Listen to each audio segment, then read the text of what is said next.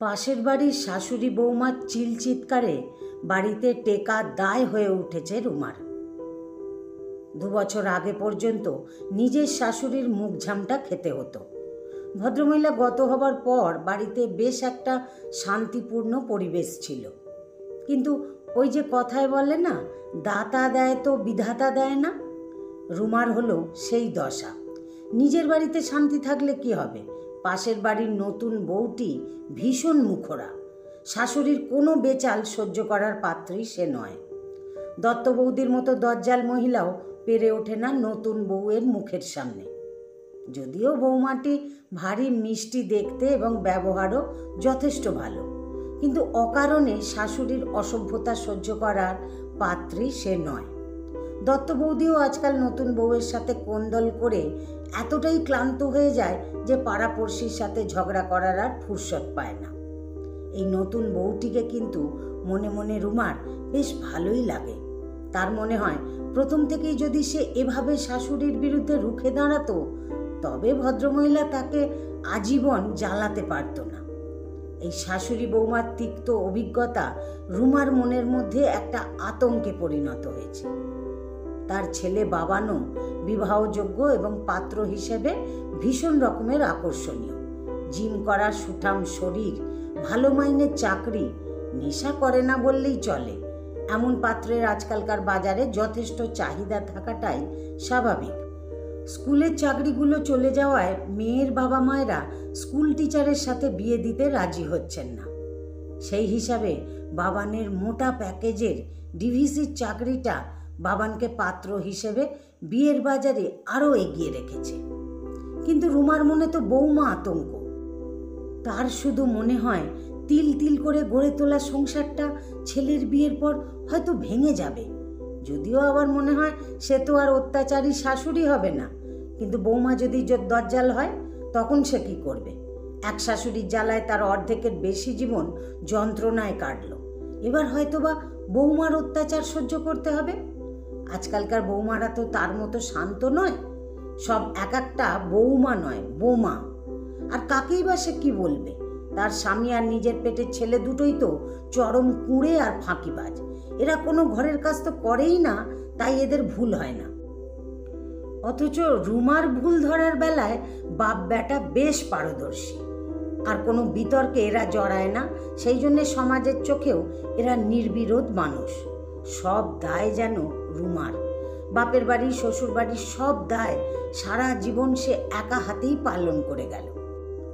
আজকাল যেখানেই রুমা যায় সেখানেই তাকে একটা কথাই শুনতে হয়, কবে ছেলের বিয়ে দেবে। যত সব আদিক্ষেতা, যার বিয়ে তার হুঁশ নাই আর পাড়াপড়শির ঘুম নাই। ছেলেটাও হয়েছে সেই রকম, একটা প্রেমও করতে পারল না। আরে প্রেম করতে গেলে তো প্রেমিকাকে সময় দিতে হবে, একটু গোছানো হতে হবে, নিজের ব্যস্ত টাইম শিডিউল থেকে সময় বের করতে হবে। কিন্তু এত ঝামেলা সে নেবে না। আর তার স্বামী সুমনেরও সময় নেই ছেলের পাত্রী খোঁজার। অগত্যা ছেলের পাত্রী নির্বাচনের পুরো দায়িত্বটাই গিয়ে পড়েছে রুমার ঘাড়ে।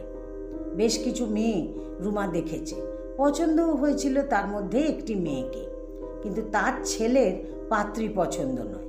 অগত্যা না বলতেই হলো সেই রুমাকেই।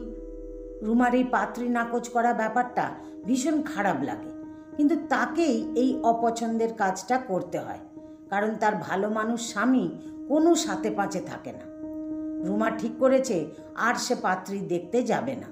এভাবে পাত্রী নাকচ করতে তার খুব খারাপ লাগে, কিন্তু কথায় বলে না, জন্ম মৃত্যু বিয়ে 3 বিধাতা নিয়ে। সেই বিধাতার ইচ্ছেতেই আবার রুমাকে পাত্রী দেখতে যেতে হলো।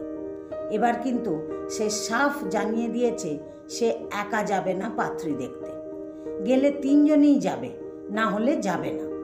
অগত্যা বেজার মুখ করে বাবা ছেলেও গেল তার সাথে পাত্রী দেখতে। এবারের মেয়েটা পছন্দ হওয়ার মতো আহামরি কিছু দেখতে না। উজ্জ্বল শ্যামবর্ণা, রুমার মতো সুন্দরীর পাশে একেবারেই বেমানান। আর তার ছেলের তো রাজপুত্রের মতো চেহারা, কিন্তু মেয়েটার চোখ মুখ ভীষণ সপ্রতিভ। একটা দ্যুতি আছে মেয়েটার চোখে, খুব পজিটিভ কথাবার্তা, ভালো চাকরি করে, সাজগোজের বালাই নেই বিশেষ। বিনা প্রসাধনেই একটা কুর্তি আর সালোয়ার পরে এসে বসলো। এমন সাদামাটা পাত্রী রুমা কখনো আগে দেখেনি, কিন্তু সেই মেয়েকেই পছন্দ হলো তার ছেলের। বাবা ছেলের যখন পছন্দ, তখন মনে মনে বিশেষ খুশি না হলেও রুমা সম্মতি দিয়ে দিল বিয়ের। একমাত্র ছেলের বিয়ে নিয়ে কত স্বপ্নই না দেখেছিল রুমা, কিন্তু মেয়েটার যা গায়ের রঙের ছিরি, তাতে আর বিশেষ কিছুই ভালো লাগছে না তার। মাথায় চুলও বিশেষ আহামরি কিছু নয়।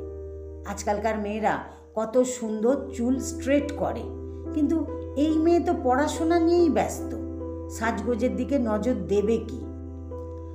তবে ছেলের মতোই মেয়েটিও জিমে যায় ঘাম জড়াতে। এই জায়গায় দুটিতে বেশ ভালো মিলেছে, আর প্রফেশনও সেম, দুজনেই ইঞ্জিনিয়ার। রুমা মনে মনে ভাবে, যাক, দুজনের মধ্যে অ্যাডজাস্টমেন্ট হলে তার আর কি আপত্তি। আর স্বামীর সাথে তো কোনোদিনই নিজের মনের মিল পেল না। ছেলে মেয়ে দুটো অ্যাটলিস্ট নিজেদের মনের মধ্যে মিল খুঁজে পাক। দেখতে দেখতে দিন পার হয়ে গেল, বেশ নির্বিঘ্নে বিয়েটাও পার হয়ে গেল। কিন্তু বিয়ের পর রুমা হাড়ে হাড়ে টের পেল যে আগে দুজনের জন্য বেগার খাটতে হতো, এখন থেকে 3 জনের জন্য তাকে বেগার খাটতে হবে। কত আশা করেছিল একটা ঘরোয়া বউ আসবে, পায়ে পায়ে তার সাথে ঘুরে বেড়াবে, কিন্তু এই মেয়ে তো 7 সকালে উঠে জিমে যায়, এসে আবার খেয়ে অফিসে ছোটে। বিয়ের পর 2 বছর কেটে গিয়েছে, পাল্টে গিয়েছে রুমার সংসারটাও। এখন রুমাও একটা লোকাল জিমে ভর্তি হয়েছে। কোমরের ব্যথা, পায়ের ব্যথা বেমালুম উধাও হয়েছে। ওভার থিঙ্কিং, ঘুম না হওয়া থেকেও সে মুক্তি পেয়েছে। বৌমার আবদারে সে তার মনের মতো পোশাক পরতে শিখেছে। মনের কথা মনে রেখে এখন আর সে কষ্ট পায় না। মুখ ফুটেছে এই বয়সে এসে তারও। বৌমা জোর করে একজন সারাদিনের পরিচারিকা রেখে দেওয়ায় তার কাজের চাপ অনেক কমে গিয়েছে। ছুটির দিনগুলোতে শাশুড়ি বৌমা মিলে টুকটাক ঘুরতে বেরিয়ে যায়। উইন্ডো শপিং করে, বাইরে ডিনার করে বাবা ছেলের খাবার নিয়ে ফেরে। সে ছেলের বিয়ে দিয়ে লক্ষ্মীমন্ত বউ না পেলেও একটা মনের মতো মেয়ে পেয়েছে, যার জাদুর ছোঁয়ায় পাল্টে গিয়েছে রুমার সংসারটাও। আজকাল রুমার মনে হয় যুগের সাথে পাল্লা দিয়ে এই লক্ষ্মীমন্ত সংজ্ঞাটাও হয়তো বদলে যায়। কলমে অদিতি। আমার গল্পটি যদি ভালো লাগে তাহলে একটা লাইক দিয়ে আপনাদের মতামত কমেন্ট বক্সে জানাতে ভুলবেন না।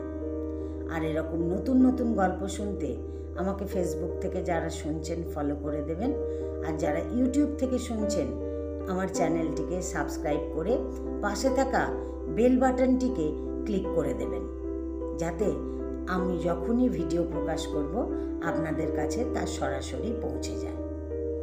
ধন্যবাদ আপনাদের সবাইকে এতক্ষণ আমার সাথে থাকার জন্য।